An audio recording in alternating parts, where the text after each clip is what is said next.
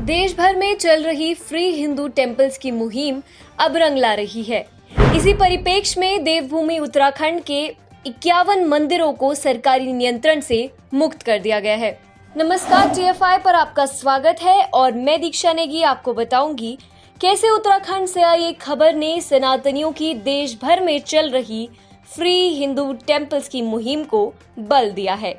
एक ऐतिहासिक फैसले में उत्तराखंड के मुख्यमंत्री तीरथ सिंह रावत ने बद्रीनाथ, केदारनाथ, यमुनोत्री और गंगोत्री सहित 51 मंदिरों को सरकारी नियंत्रण से मुक्त करने की घोषणा की है।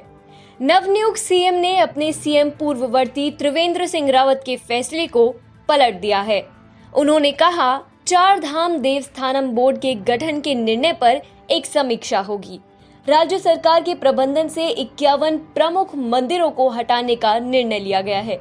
बता दें कि यह फैसला राज्य द्वारा प्रमुख मंदिरों के अधिग्रहण के लिए लाए गए 4 धाम कानून के खिलाफ विरोध दर्ज कराने के बाद आया है। राज्यपाल बेबी रानी मौर्य द्वारा 4 धाम देवस्थानम प्रबंधन विधेयक को विधानसभा के शीतकालीन सत्र के दौरान पारित किए जाने के बाद राज्य सरकार के प्रत्यक्ष नियंत्रण में लगभग 51 मंदिर थे। नए अधिनियम के पारित होने को सही ठहराते हुए त्रिवेंद्र सिंह रावत ने कहा था कि नए अधिनियम से मंदिरों के पेशेवर प्रबंधन में मदद मिलेगी। इसके बाद से राज्य के पुजारी और संत समाज इस कानून को पारित करने के लिए भाजपा सरकार से नाराज चल रहे थे। उनका कहना था कि वे पीढ़ियों से इन मंदिरों के मामलों का प्रबंधन कर रहे हैं जो उनके पूर्वजों द्वारा स्थापित किए गए थे।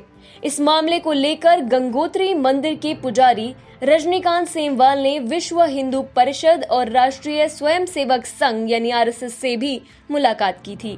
बाद में VHP ने कहा था कि राम मंदिर के लिए दान अभियान समाप्त होने के बाद वे मंदिरों के पुजारियों के साथ बैठक करेंगे और सरकार का मुकाबला करने की रणनीति भी बनाएंगे। VHP के राष्ट्रीय संयुक्त सचिव सुरेंद्र जैन ने यहां तक आरोप लगा दिया था कि मंदिरों को मिलने वाले दान का दुरुपयोग हो सकता है। हालांकि भाजपा ने अपने तमिलनाडु चुनाव के घोषणा पत्र में मंदिरों को सरकारी नियंत्रण से मुक्त करने का वादा किया है, लेकिन अब उत्तराखंड में लिए गए फैसले से ये वास्तविकता में बदल रहा है। VHP के केंद्रीय महासचिव मिलिंद परांडे ने घोषणा का स्वागत करते हुए कहा कि किसी भी सरकार का यह काम नहीं है कि वे मंदिरों को नियंत्रित रखे या हमारे धन या प्रबंधन के दिन प्रतिदिन के मामलों में हस्तक्षेप करे।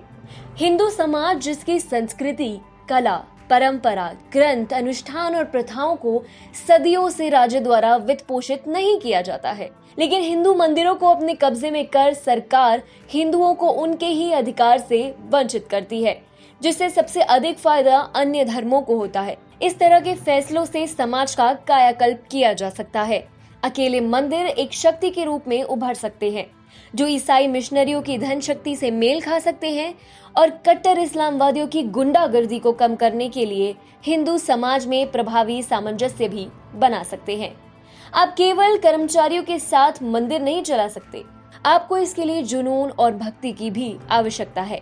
जब तक मंदिर सरकारी नियंत्रण में है और प्रबंधन उन कर्मचारियों के हाथ में है जिनके पास मंदिर के लिए कोई भावना नहीं है, ऐसे में स्वाभाविक रूप से वे इसे अच्छी तरह से नियंत्रित नहीं रखेंगे।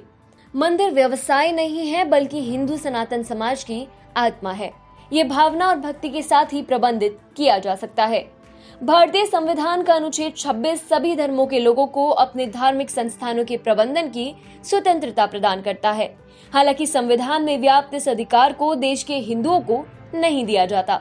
विभिन्न राज्य सरकारों ने अपने संबंधित Hindu religious and charitable endowments act के माध्यम से 1 लाख से अधिक हिंदू मंदिरों के वित्तीय और प्रबंधन को अपने नियंत्रण में किया हुआ है। हालांकि अब मंदिरों को राज्य के चंगुल से हटाने का आंदोलन धीरे धीरे जोर पकड़ रहा है, जिसका उदाहरण हमें उत्तराखंड में देखने को मिला। अब ये देखने वाली बात होगी कि अन्य राज्यों की सरकार व केंद्र सरकार इस मामले पर क्या फैसला लेती है, जिससे हिंदुओं को उनके मंदिरों के प्रबंधन का अधिकार मिल सके।